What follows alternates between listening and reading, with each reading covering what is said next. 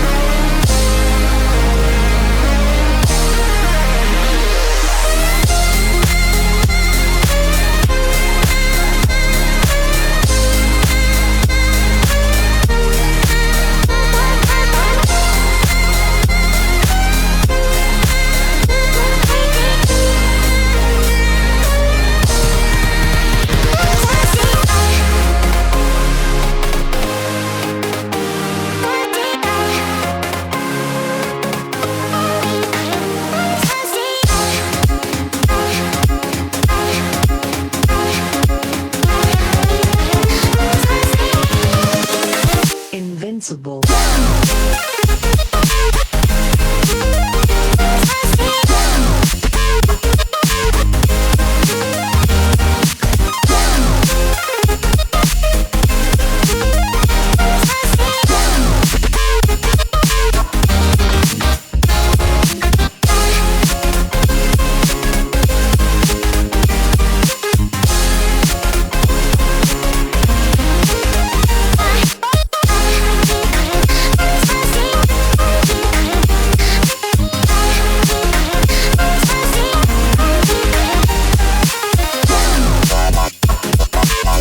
तो गाइज ये वीडियो आपको कैसी लगी कमेंट बॉक्स में कमेंट करके जरूर बताना। अगर वीडियो अच्छी लगे तो उसको लाइक जरूर करना।